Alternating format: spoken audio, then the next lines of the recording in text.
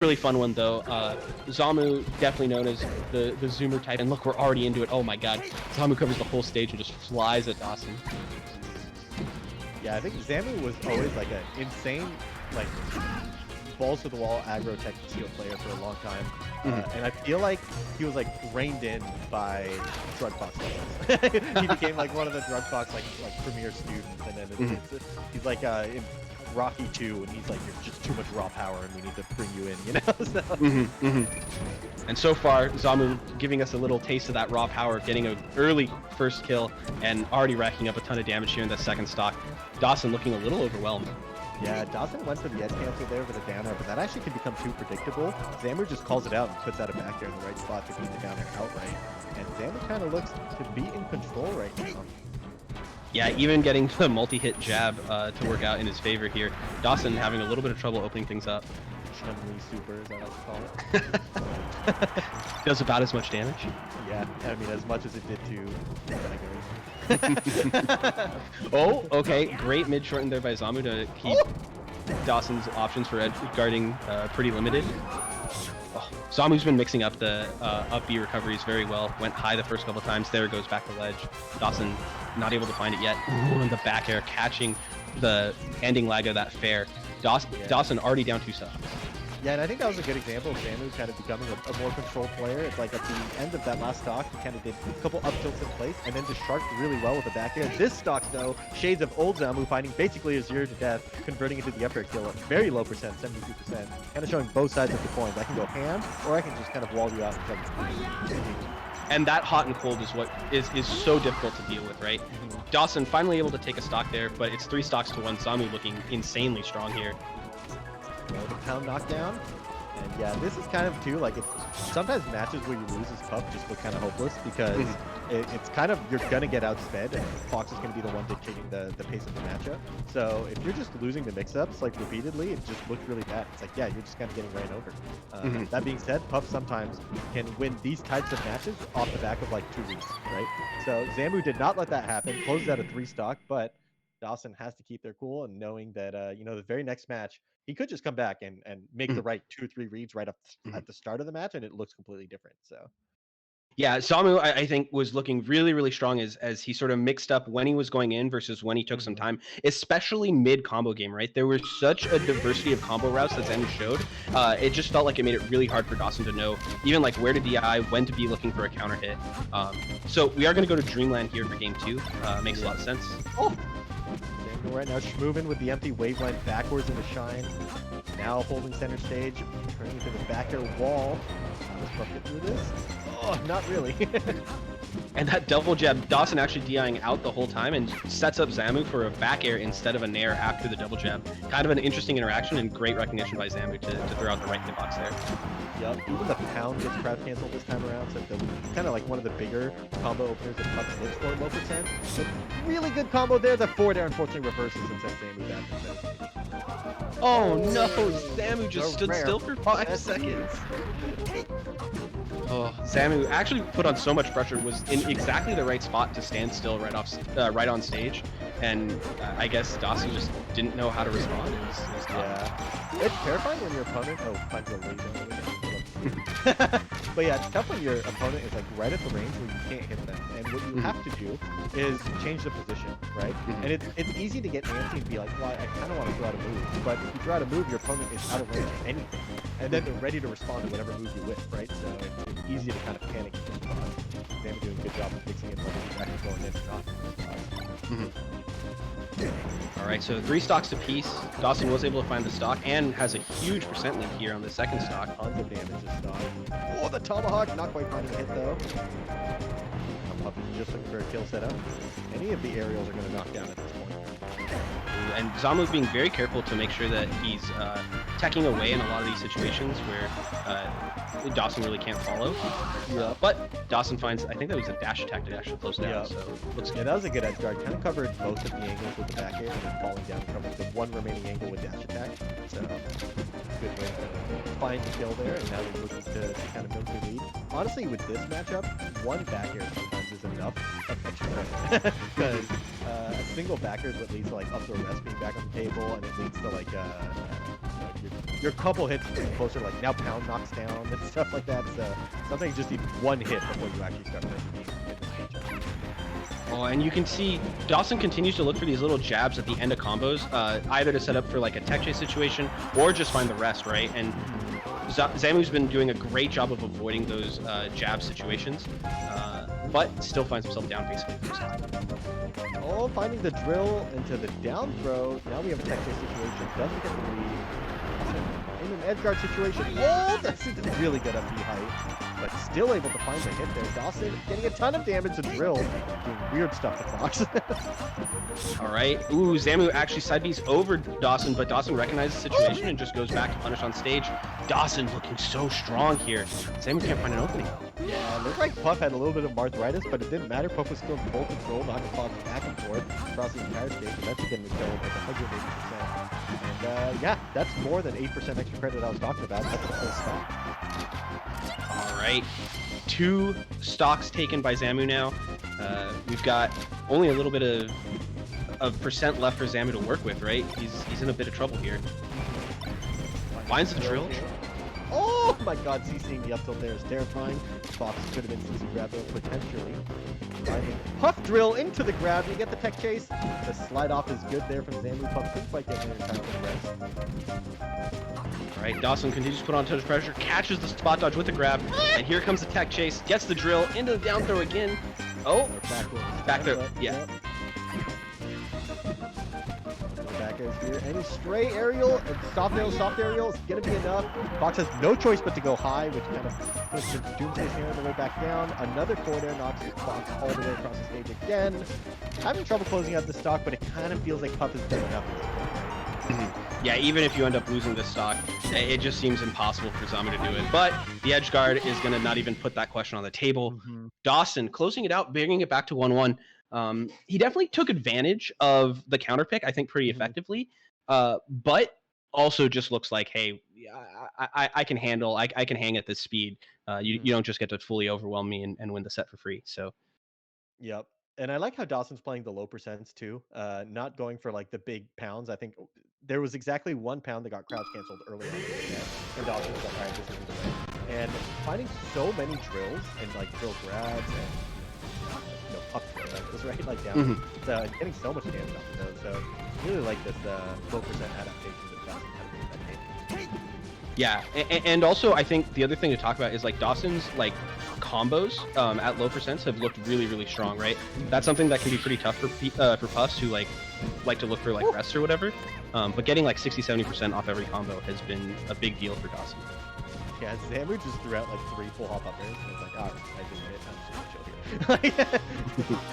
Zamu making sure not to overextend into the corner here. I think Dawson's kind of sniffing that out though, and feeling pressure alleviated, right? Like, oh my god, doesn't quite get the pound in the rest.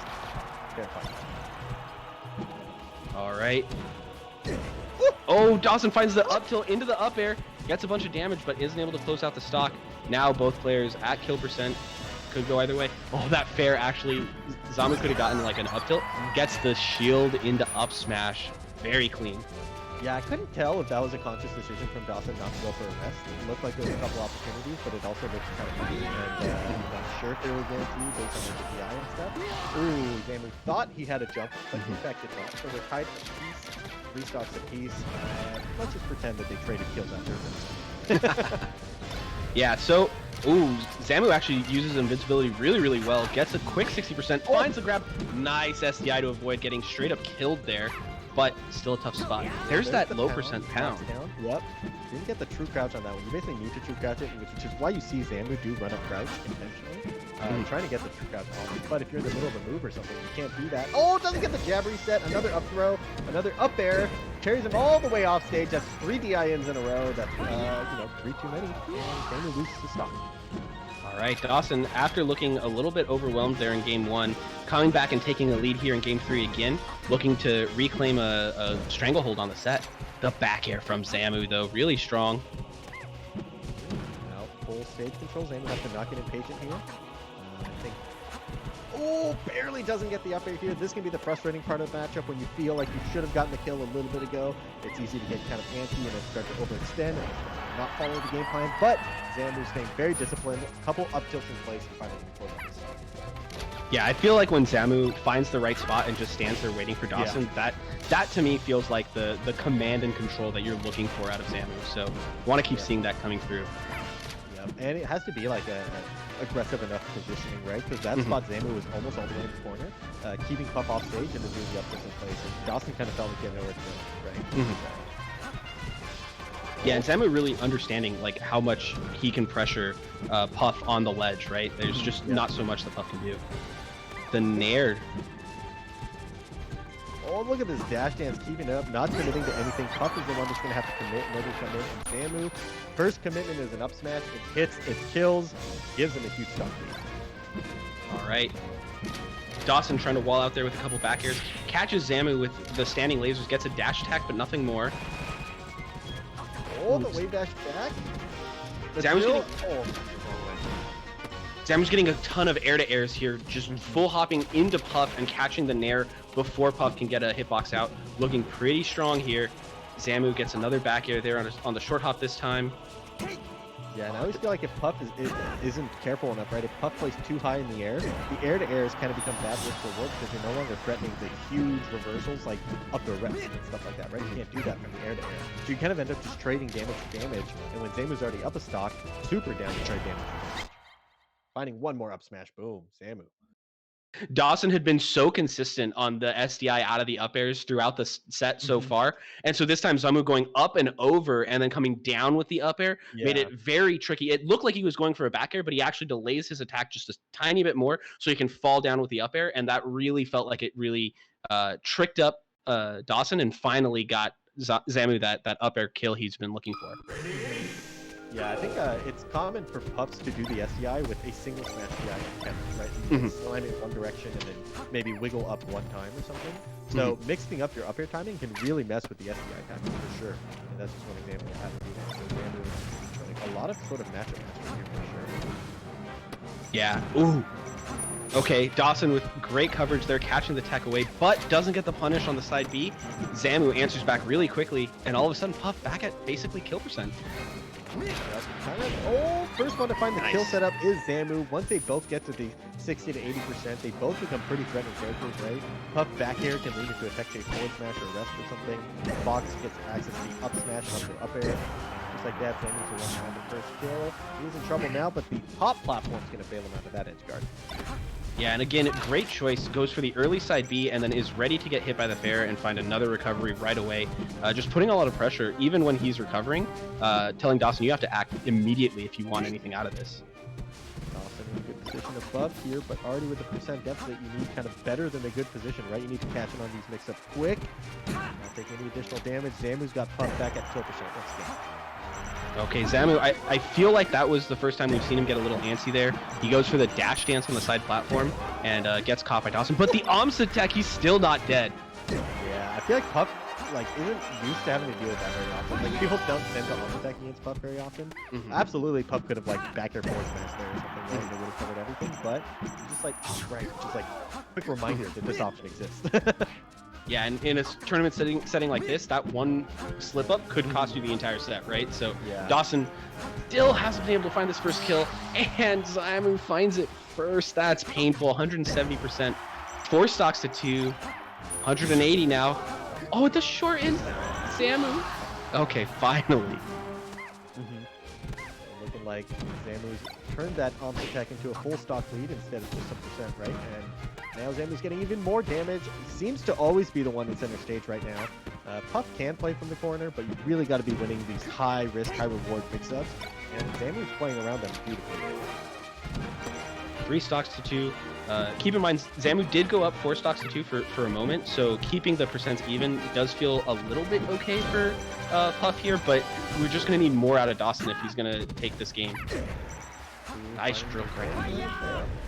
Oh, it doesn't get the edge guard though. Zamu once again getting more and more leases on life, and this is really the entire matchup. As Puff kind of needs to close out the stocks when she gets opportunities, because you're not going to get that many, right? That Fox is going to kind of outspeed you and outrun you neutral, and when you get a hit, you gotta cash in.